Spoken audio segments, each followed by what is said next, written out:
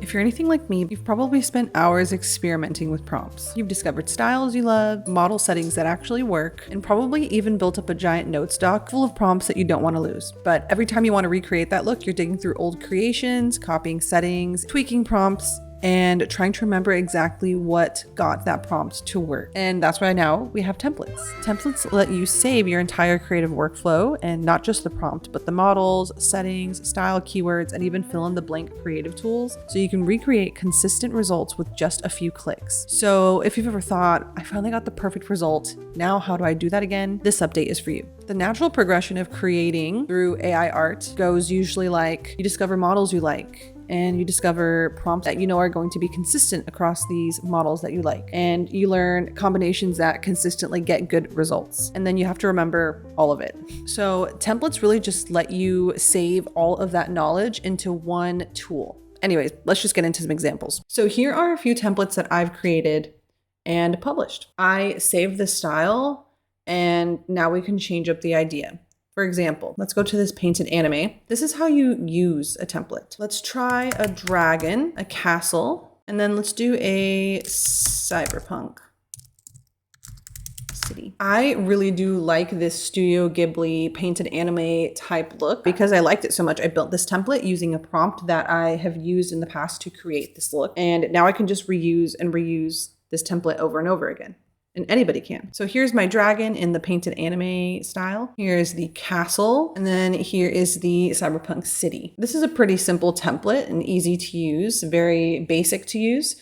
But there's also a fill in the blanks type of template, which we have here. So this world mythology creator is a great example because it shows you 3 different boxes that you can input your own ideas into, or you can choose from pre-selected drop downs. So this one just creates different mythology characters from around the world. So you can change the subject even if you want it to be like a skinwalker from the Navajo tribe, in the style of, I don't know, I don't really have an idea. So let's just say dark fantasy. There's also options here if you want to add a start image, if you want to use a different model. We can try it in GPT-2 low, but let's also try it in Seedream 4.0.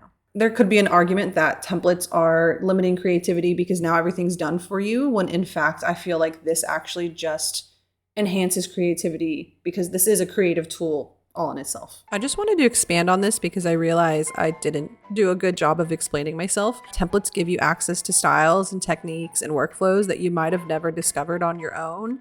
And once you have access to those tools, you can experiment, remix, and even build something entirely your own. So for me, I think that's not less creative, but more creative. Okay, back to the video. Here are the skinwalkers. This is the GPT-2 image, and then this is the Seedream.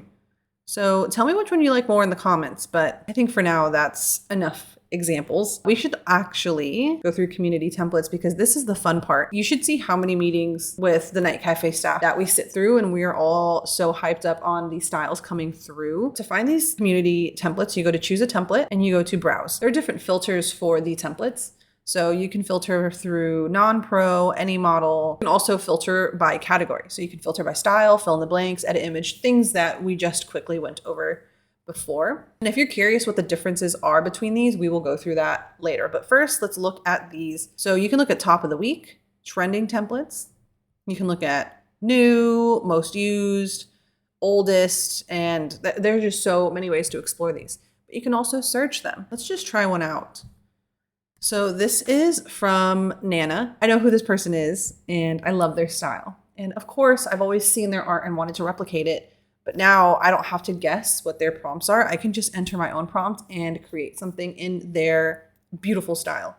So I don't know, let's just say man sitting under a tree. A few moments later. In the sky. Now we get to create something in their style. I'm so excited to see how this turns out. I love it. It's so beautiful. There's gonna be a lot of creators that you see and you admire their style that are going to publish templates that you also now get to replicate and maybe even build off of and add your own twist to, so that it's not just theirs, but now it's something of your own. Let's create a template a simple one. To create your own template, you're going to go to the templates section on the create form. You're going to go to my templates. If you already have some published, you're going to have them there as well, but you're going to go to create new template. So there are two different types of templates. There's a video template and there's also image templates. We're just going to do image for now to keep it simple. These are activated fields. That pretty much just means that the template will control that part of the workflow. So if you want anybody to select a model, or, they can use any model, you can just turn this off. They can just choose a model. There's also an option to turn it off for prompt, but I feel like we should leave that on since that's kind of a big part of how people get their styles. So for model, you can select whichever model you believe works best with the prompt you're going to use, or you can just leave it open for anybody. So allow any model. This primary model option is pretty much just what will be the default when someone clicks on your template to use your template. So they'll still be able to change the model, but this is the default model that's going to be there if they decide to not change it. For prompt, now this is the fun part. There are 3 different types of template. There's the set the prompt, so you can define a prompt that people can see and then add to that prompt. There's also the option to append a modifier. So that pretty much just chucks the style prompt you decide to choose at the end of somebody's prompt. So if I just write like dog and the style is like a painterly style, then it'll be like dog. All they see is dog.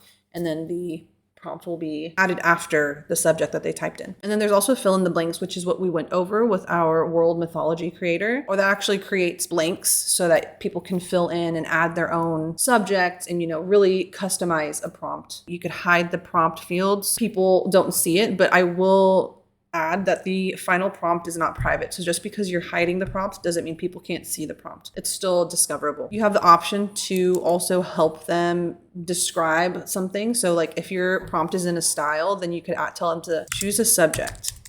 So they could write like dog or tree or whatever it is in this painterly style. Also, fill in the blanks is a little bit more complex. If we wanted to write a fill in the blanks type template, we're going to use these curly brackets. And whatever is going to be a drop down or a fill in the blank is going to be hugged by the double curly brackets. So man sitting under a tree. So this means that this whole section will be able to be changed. I leave this part alone that says man sitting under a tree. This is just the program understanding what's going to be the fill in the blank. The description, I don't know, let's just say subject and setting. So the description just helps explain what you're looking for in that fill in the blank area. And then this is also just allows characters if you want to allow characters. Suggested values are the drop downs of what I showed you earlier. So the suggested values just gives people options and ideas to kind of riff off of and test out when they don't have an idea themselves. You also have the option to add a start image that is included in this template. You can also add required aspect ratios. Let's say I see this is good for like TikTok videos, or like if you have if there's a trend like the ASMR fruit cutting videos that were really big a few months ago. If you wanted to create a video template for this, the aspect ratio should be in 9:16 since that's what short form video aspect ratio is. There's also the option for resolution. And then after you hit next, you're going to have the option to actually name it. So let's just call it person sitting under a tree template. This is not going to be published. I'm just showing you this but let's just add this image for the cover image. And this cover image is the photo that's going to show up when people are browsing the templates gallery. And here you write the description of what people can create with this. There are also more options if you want to explore those. And this just kind of explains for people when they're taking a quick glance what kind of template it is, tags you can include with it, which are great for discoverability if you want people to find your template. These are just usage instructions to help people get the most out of the template. There's also an option to add galleries. So if you have more people sitting under trees, you can select those people sitting under the trees. Let's create the template. Just to go back, I don't know if you guys saw this, but this says FITB. That means it's fill in the blank. There's a lot of information when you first look at templates and you're probably thinking, what the heck does all of this mean? But it does all have an explanation. For example, the stars are how many people favorited a template. The hearts are how many people loved a template, liked a template.